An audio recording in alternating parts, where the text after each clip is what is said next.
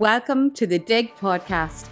I am your host, Caroline O'Neill, and I love to discuss all things online marketing, managing money, collaborations, making that killer pitch, and developing that product that will make millions, as well as so many other topics that will inspire you in your business. Thank you so much for tuning in to another episode of the Dig podcast. It's my absolute privilege to speak to thousands of you each week. Remember, I love to know when you've listened, so screenshot the episode and post on social, tagging me on Dig for Success and Dig Mama, and I will reshare with my audience. I'd also love if you could leave a review for the Dig podcast on whatever your favourite platform is, Apple, Spotify or YouTube. I love to see all your reviews. Welcome to this week's episode of the Dig podcast. First of all, I have to say I have a sore throat this week. So apologies if it sounds a little hoarse, but my duties for the podcast called and I didn't want to miss an episode without touching, another week really, without touching base with you guys. And this week I am talking about time, priorities and groceries. Now that might sound so random, but it's a topic which I really feel I want to talk about this week because it's something that I've been faced with this week as a huge challenge and something that I've had to change my mindset about this week. And really irrational thoughts were coming into my head, which I'm going to talk about now because of the fact that I felt I didn't have enough time. So time is something that we all battle with, especially as working people, first of all, also working parents and self-employed working parents as well have extra challenges through at them as well. So really this podcast is relevant for everyone, but time is something we can't change. We all have 24 hours in a day, and it's how we think and how we manage that time that can really make our life either more stressful or easier. So this week it was Monday and there wasn't one bite in our house. When I say not a bite, there was butter and milk and that was it. There was no bread, there was no food for the evening tea, there was no snacks for the kids' lunch. I had to go there on the way to school to get those. And when I dropped the kids off at school, I called Jared and he said, "What are you doing now?" And I said, "Oh, I'm going home. I had to start work." And I said, "I need to get groceries, but I don't have time." And he went silent. Now he gets groceries too sometimes, but he couldn't that day because he had a delivery coming into his yard. So he said to me, "Caroline, you don't have time to get groceries." And I said, "I know. I can't believe I just said that. I don't have time to feed my family."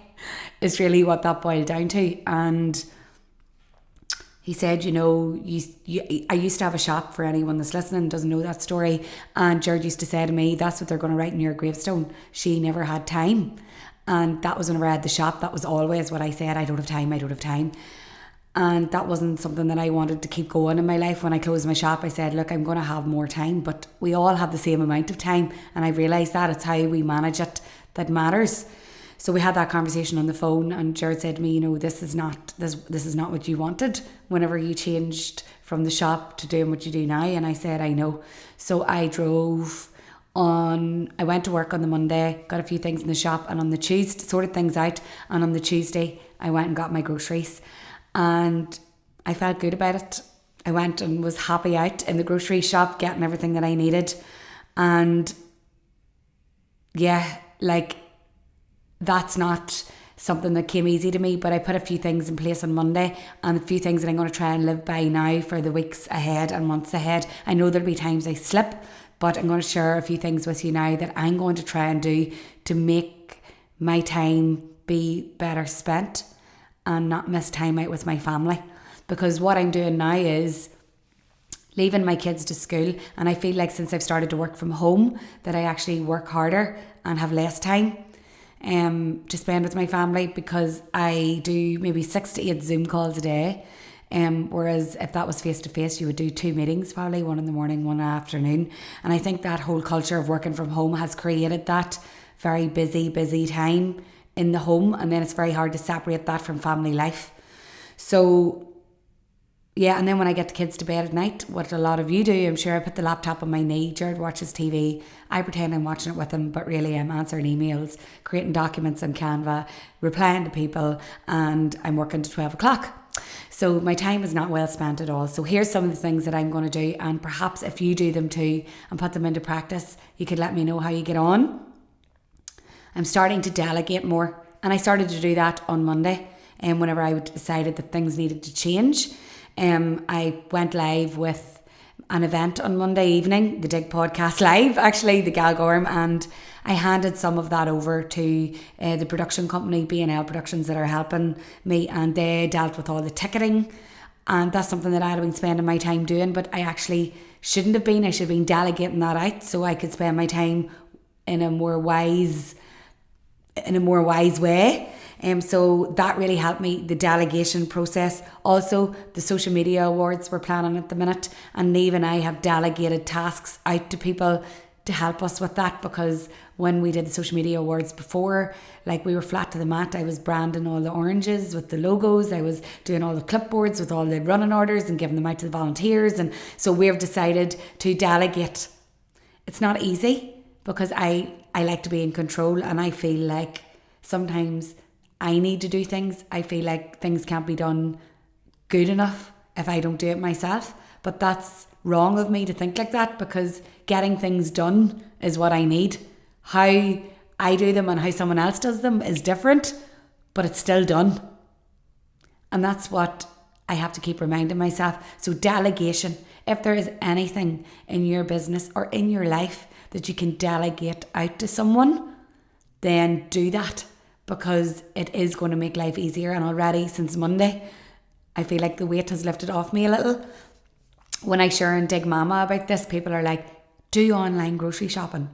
And I do try to do that, but sometimes I get out of the way of it. So that's delegating your groceries to the actual store and getting them delivered to you. So perhaps that in your home life as well, delegating those tasks to other people that can get them to you quicker in a more efficient way, time efficient way.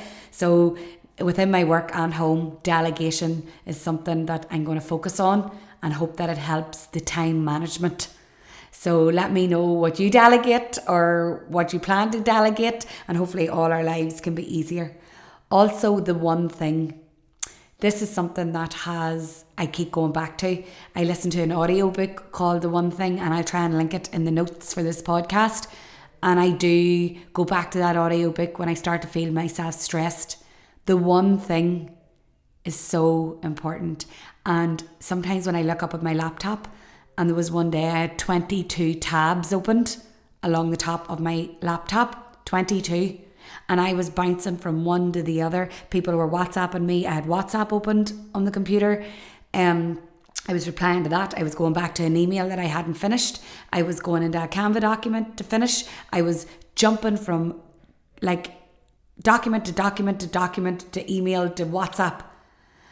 And I had to keep reminding myself about the one thing. So the premise of the one thing is you take one task and you finish it before you move on to the next. And that will help you get things done quicker. And it does.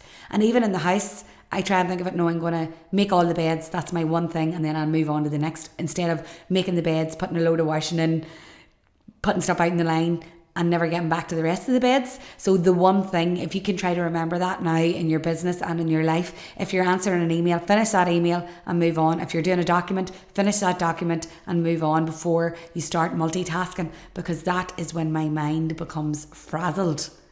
And multitasking, yes, I know is a skill, but it's also a hindrance. So if you can focus on the one thing, get it finished and move on to the next thing, I guarantee you that's going to help your mind become less busy and free up more time. I've started to go back to the ethos of that this week. And definitely we're here now on Thursday and things are a little clearer. I have more time. I was able to sit and watch a TV show with Jared last night. And yeah, it's because I focused on one thing and got it finished. So that's the other thing. So delegation, the one thing. And then another thing is organisation. So I am a very disorganized person, but I aspire to be that organized person. And when I do become more organized, I do feel like time is on my side when I do that. So I actually have one of my colleagues to thank for that. So Loney from B&L Productions is the most organized person ever. And he said to me, you need a spreadsheet with all that information on it to get it out of your head and to plan and be able to see where you're at.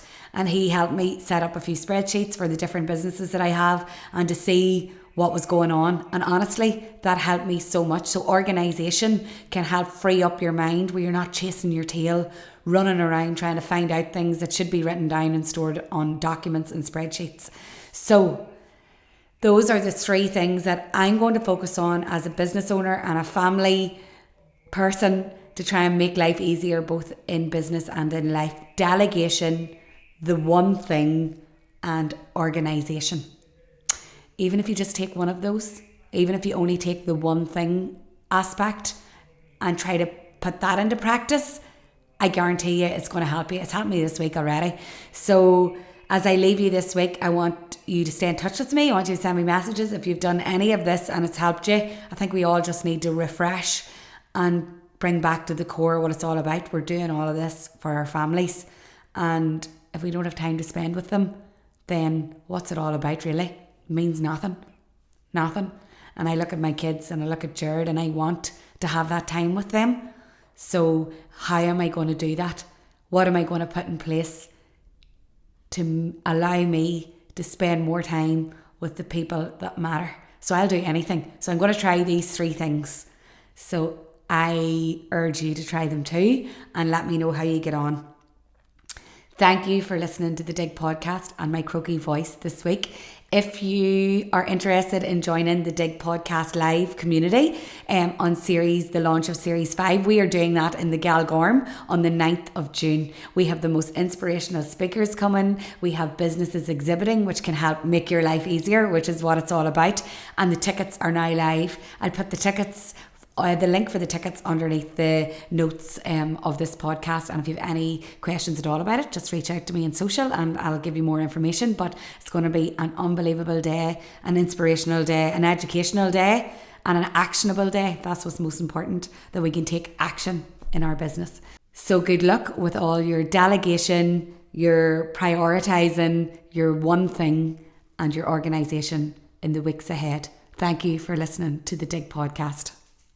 Remember, if you do listen to an episode, screenshot it and share it on social. Remember to tag me so that I see it and I can reshare on my platform. I love to see everyone tuning in each week. It has been an honour to be your host. I look forward to our next episode.